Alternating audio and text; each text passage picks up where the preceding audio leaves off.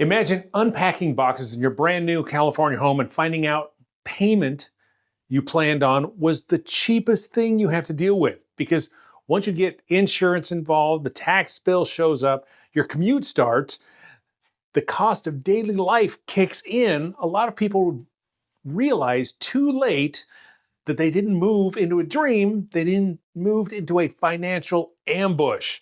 Don't get me wrong, California sells a lifestyle, sunshine, beaches, mountains, opportunity, and to be fair, all those things are real. But what a lot of people don't understand is that the real cost of living here is not just what gets advertised in the listing price.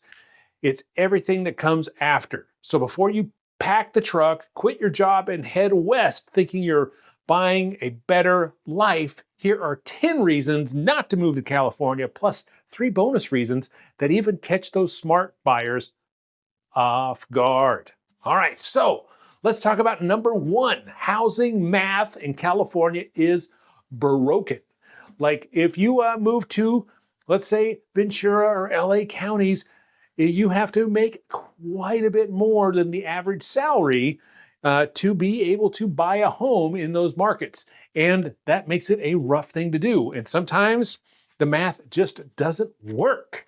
So you might be, living somewhere in the Midwest and you get yourself a great job. They move you out here and you're making way more than you were before. But by comparison, you're actually making less because all of your expenses end up just sucking all that right up.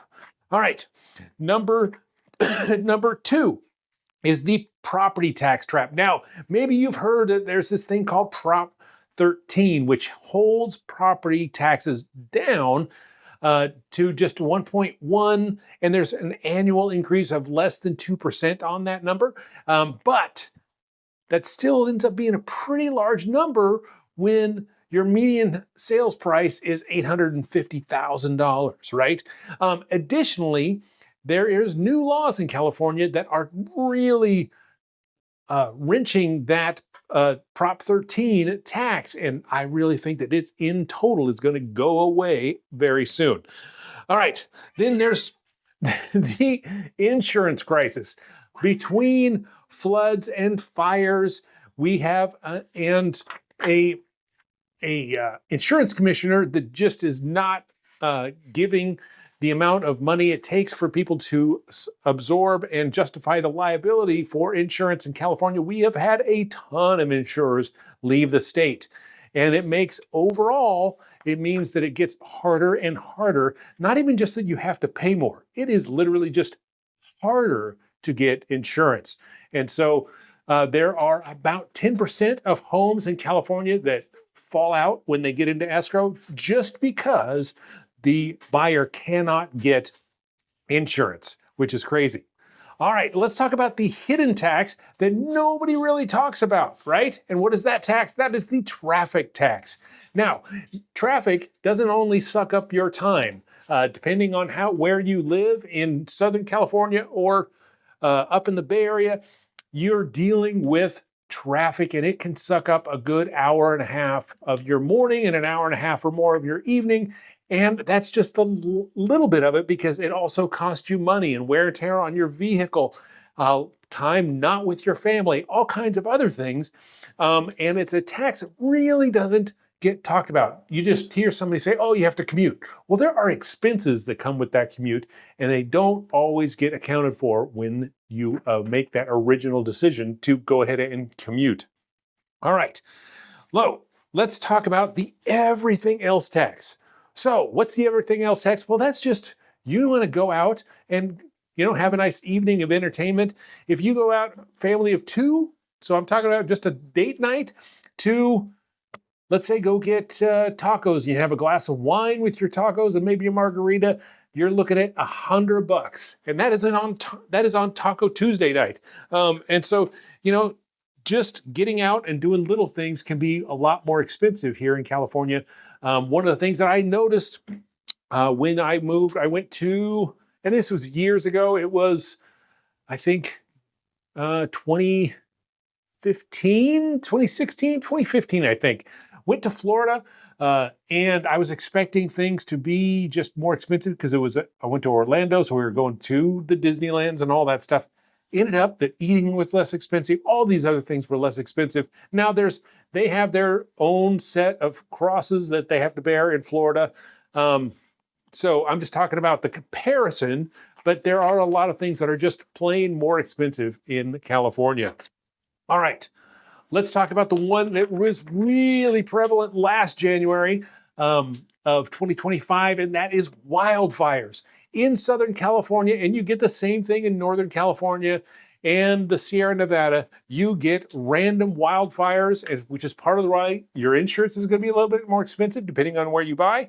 But those are risks you have to account for. So when you're buying a property, you have to make sure that you're going to have the expense of brush abatement and all those other things to make sure that you are, taking care of your property and making sure that your house does not burn down. Because, despite having to pay the insurance, it's even worse if you lose your home. Because, when your house burns down, it doesn't just burn the house down and set everything else aside. So you have all your memories and all those other things. Everything gets turned to ash. And that is an expense that we just don't want to talk about. All right. Water is not just a casual thing here in California. We get our water from all different kinds of places, especially in Southern California. And so what does that mean? That means that it's just not just a casual thing. You're not just paying your quote unquote water bill. Your water bill fluctuates based on your usage here in Southern California, and it varies from place to place in the state, but it can be a huge expense. There are people in Indio and other places that actually get water stolen, and they get a bill for like 15 grand. And, I'm not going to go into the illegality of that, but it is a crazy thing that I've heard and read stories about. So you want to make sure that you understand that there's a lot of different utilities that are going to be way more, water being one of them. All right. And your state income bite is going to be a little bit bigger. California state income is, I think, 13.3%. Let's just go with 13, keep it round. It's 13% tax, and that is not including sales taxes. And so that gets really expensive really fast when it's added on top of your federal tax. And because of the tax bill from the first Trump, his tax bill actually made it to where you couldn't write off your California state taxes on your federal taxes. So what does that mean? That means for sure you're paying your federal tax plus the California state tax. It used to be that you would pay your federal tax and you'd pay your state and you would deduct your state taxes from federal. Now we're not getting that federal subsidy for taxes anymore. So it is 13.3% more expensive just from a tax income side of things in the state of California. So let's talk about next one, the bureaucratic quagmire. This is one of the things that if you've been keeping track of the folks trying to rebuild in Malibu and Altadena and all those places, they are getting permits. The last I heard that there was 26 permits in Malibu out of 600 homes. And that is a lot fewer than I was expecting. It has been 15 months. So that affects the whole of California, not necessarily in that form. I have run into situations where I opened a brick and mortar gym, and I went and took everybody. It took them 11 months to get everything in so we could move in. Then I'm talking an empty space because it was just a big gym with a big cushy floor. That's it. But it still took forever. And so there's so many different bureaucracies. No single one is trying to be mean about it. But what happens is they all have their different regulations that they have to satisfy. And it's just that quagmire of bureaucracy that you have to deal with. And you get it in spades everywhere in California. All right, let's talk about number 10, which is the job market mirage. Now, Southern California, the Bay Area, they do have lower unemployment rates, but they still have unemployment rates. And it is a thing. Now, depending on where you're at, that can go up quite a bit. The Central Valley of California basically hovers around 9% every single year. And it's just, that is an area that does not get the highest level of employment. There's just not as enough employers. And there's a lot of people who are sick and tired of the commute because it takes them, 2 hours to get back and forth to work. And eventually they're just like, so they start to look for something local and just have a hard time finding it. So you can find jobs, but you're going to have to, make that sacrifice maybe. And it just is not a guarantee. There is a little bit less fluctuation in the Bay Area and in Southern California because it's just so much.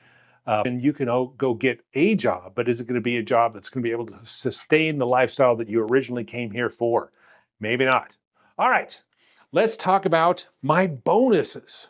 The bonus ones are kind of crazy. Number one is the craziest one of all. Recently, there is a tax bill that is for exiting California. So let's say you moved here, you're sick and tired of it, but you make or have a lot of money. You are going to get hit with an exit California tax bill. Now you have to have quite a bit of money to qualify for this, but there's no reason that you should be paying an exit tax to get out of California. But that is something that is on the books now as we speak. Here's another one, that number 12. Number 12 is crazy to me because it's called Melrose. Those are two to put this bill together, and they were trying to figure out a way to fund educational facilities in different areas based. And so what they did is this is an additional property tax in excess of the Prop 13 caps that get billed for when you buy a newer home. So when you're buying a home in California, it's not like you just get property tax. You might buy in a neighborhood, whatever, that has Melrose, and then you're paying additional property tax. It just is called something else, but it is a property tax, and it goes to the local school districts and whatnot. But it can be a big chunk of money, $300, $400, $500. So you don't want to have to deal with that. Now, let's say you bought a home in California, but it happens to be an older home, right? Well, that brings us right into lucky number 13, and that is we have earthquakes. And what does that mean? That means you're going to have to potentially pay for seismic retrofits. If they've not been done on your property already, you are going to have to pay for that yourself. And that is one of those things that you just don't deal with in Kansas very much. So anyway, those are my top 10 reasons plus 3 to not move to California. Now, it doesn't mean that there's not opportunity. Like I said at the beginning, that lifestyle, the weather, all those things are here to be had in California. But understand, there are some things in California that you're going to deal with financially and otherwise that you're just not going to deal with in the rest of the United States, for whatever it's worth. All right, if you're looking for more tips and tricks, please subscribe, leave a comment down below. Let me know if there's any crazy things that I missed in my top 10 list, and I will talk to you soon.